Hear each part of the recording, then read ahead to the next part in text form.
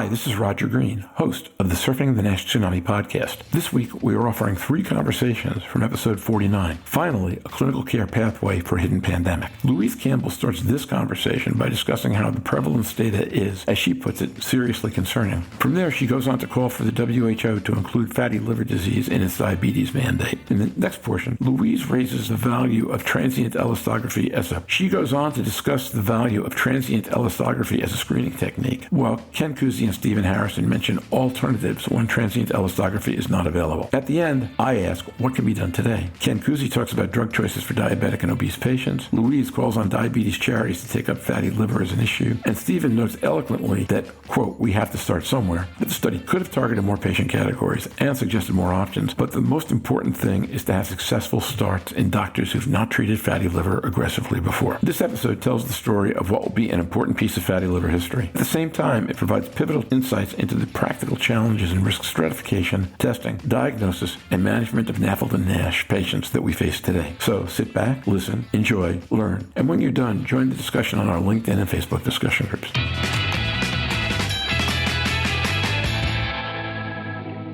Louise Campbell. Putting the data together and what Stephen's just said, seriously concerning, isn't it? This is why these guidelines do have the ability, if we put them in, to basically locate a changeable generation. We know that people die young of liver disease. We know that liver cancer is growing in these populations. By starting this sort of pathway, realistically as soon as we can, not only in the US but around the world, allows us to find that changeable generation where we can find the severe cases now and prolong their life, make an intervention. We can also reduce the effect of diabetes and that coming up. It's also the timing of this release. It comes at a time when the WHO have called a meeting for people to take stakeholding in diabetes as part of the non-communicable disease pathways. All liver physicians, advocacies, all groups with any form of liver disease should now be represented at the WHO level, because this piece here really states how big a part we have to play in diabetes and the outcomes of type 2 diabetes. So with that call for stakeholders to be named, then I think this paper should be presented. It should be part of the evidence base that we need to be part of that discussion, and this allows us to do it. The other thing that I was thinking was currently FibroScan is very expensive because it's placed way upstream in secondary care. So you've got to have referrals to get to these very expensive devices. By placing it in primary care, and for anybody listening to the podcast that doesn't know what FibroScan is, it's a quick point-of-care assessment that can add 5 to 10 minutes, if not 15, to some of your practice, but is actually worth doing. It gives you immediate information, and it gives the patient a FACT score and a fibrosis score. So you can do it there and then. By placing it in primary care, we remove the 9 out of 10 referrals we get for abnormal liver function tests. Simply had a fatty soft liver that can go back to primary care with a little bit more management. It has the potential to remove costs to primary care physicians, which again is a huge benefit. Ken Cusi. Those are great points. If you allow me, Roger. Number one, thank you, because there's a diverse audience. So elastography is a technique that can be used as point of care, and hepatologists have been using it for a long time now. It just really measures liver stiffness. And again, based as you get sicker, your liver will be stiffer as an extreme in cirrhosis. So it just translates that stiffness into a number that's actionable. Now, there are other techniques like shear wave elastography, and Steve might be the most appropriate, and there are others in development. So it just happens that there is more outcome data with elastography. The second thing is that although ideally may develop in a point of care, at the present time, if you don't have an elastography device, you can always refer to your hepatologist. That at least in the United States, it's fairly common. I'm sure that in many European countries, and you can refer. It's not something, it's ideal if you can make the decision right away, but it's like a bone density, right? So you don't need to have it now. You can order it and have it by the next visit. So it shouldn't be a major impediment. Also, and again, Steve, as a real expert on biomarkers, this consensus statement would be the best way to view this. It's not a guideline in the strict way of a form, but it's an expert opinion piece, let's call it that way. There are other commercial biomarkers available if you don't have access to a FibroScan that can help help you refer to the further management and referral to a hepatologist. So we did feel that that's an important piece. Give alternatives because many places in the world don't have access to elastography. And there are other biomarkers. Steve, would you like to comment on those and additional testing if you don't have FibroScan available? Stephen Harrison. Yeah, so one of the very basic principles of screening for the at-risk NASH patient, and when I say that, let me define that. I'm talking about identifying a fatty liver patient that has inflammation and activity in scar tissue that puts that patient at greatest risk of progressing to cirrhosis and a negative histopathologic outcome. I'm not talking at all about at-risk cardiovascular disease, renal disease, sleep apnea, or whatever. I'm really focused on the liver now. When we begin to look at that very simply, what we've learned is that 2 biomarkers are better than 1. So in this particular scenario, with the guidelines that we're talking about today, we're using a very simple biomarker that has optimized sensitivity, and we're using it with an imaging biomarker to kind of refine that patient's risk. And if you do not have an imaging biomarker such as FibroScan, there are other biomarkers that you could use. In fact, a couple of them that are out there would be the ELF score, which has recently been approved by Siemens Healthineers and is predictive of long-term prognosis. The cutoff I like to use is 9.8. In addition, there's a wet biomarker called NIS4 and also liver fast. So there are a couple of them out there. If you didn't want to use a blood-based biomarker, you could also look at imaging studies, whether that's MRI-based, MR elastography, or corrected T1. One nice thing about both of those tests is they have been linked to long-term prognosis. So a CT1 score, a corrected CT1, I'm not talking about a CT scan, I'm talking about an MRI corrected T1 value of greater than 840 is linked to a negative outcome for those patients. The diagnosis of NASH has really kind of been set at around 800 milliseconds. For MR elastography, a value of 5 kPa, which is essentially taking the FibroScan and dividing by 3. MR elastography uses the same ultrasound-based attenuation of tissue. It's just done through an MR technique. And values of 5 or greater are really linked to cirrhosis. Once you get to that number, there's actually a prediction probability of an outcome. In fact, that data was presented and published by Alina Allen. We've discussed that on this podcast as well. But in summary, a kPa of 5 gives you a 20% chance of progressing to a negative outcome in 3 years, as opposed to an MRE of 8 kPa, which doubles that risk to 40%. So there are other tools that you can use out there. We're not beholden to FibroScan. That's just what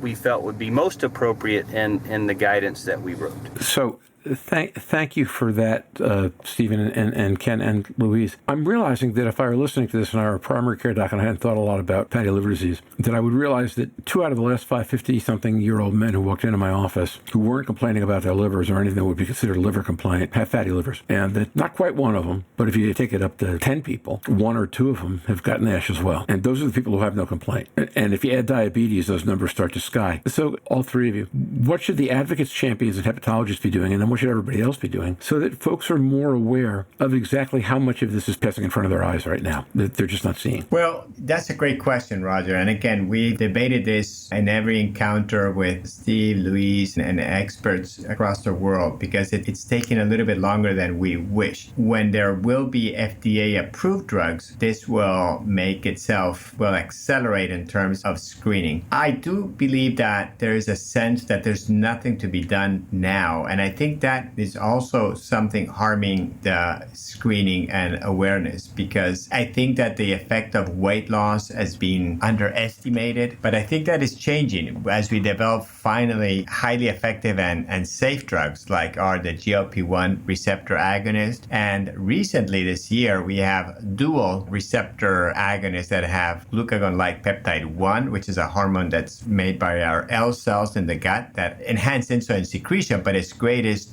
beauty has been the promotion of weight loss in the range of 12 to 16%. And these dual ones that add another hormone called GIP that have even similar or in some circumstances greater benefits. So the weight loss part of it, and finally recent evidence that it does improve histology and at least halt to the greatest extent progression of fibrosis is going to begin changing that conversation. And I just think that it's going to take a lot of education. That's why with Steve and the other experts in these guidelines, we try to identify 3 simple groups that would make the primary care say, does this patient fit in any of these 3 groups? And then now it's a better profiled person. Although still a lot of people, but remembering if you have type 2 diabetes to check for liver disease is now going to be a closer relationship. And again, thinking if you have steatosis and liver enzymes is a little bit more vague, but quite important too. So we're beginning to get the train to leave the station.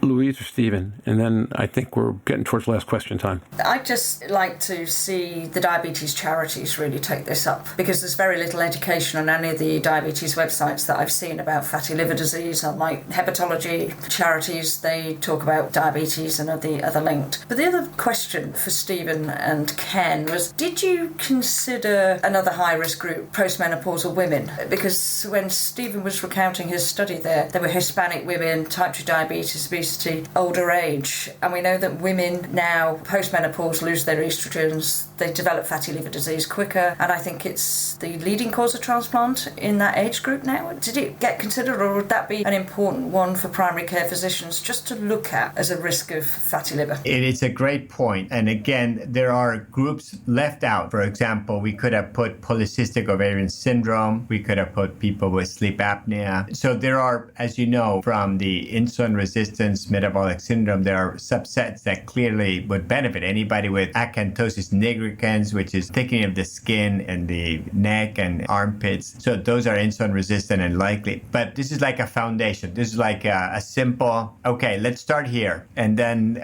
we'll refine these as we move forward. So it was not an omission. It just, let's start with a group that is easy to remember, straightforward, and we'll build upon that. Stephen, anything to add before we go to final question? The comments that Louise and Ken made are spot on. I mean, there are groups we're leaving out. This is a start. I've linked it to the Wright brothers, to kind of learn how to fly. And the first plane took off in what lasted 25 or 40 seconds or something, and then fell back down. And that's where we are with a lot of this very nascent early days in fatty liver disease, not only in risk stratification and identifying non-invasive tests that could be used across a wide platform of patients that are readily available. We just don't have those yet. We're refining them. And in drug development, we don't have the 5th generation strike fighter jet either. I mean, we don't have an F-22 or an F-35 for the treatment of NASH. We're getting there. We do have some treatment, as Ken mentioned, that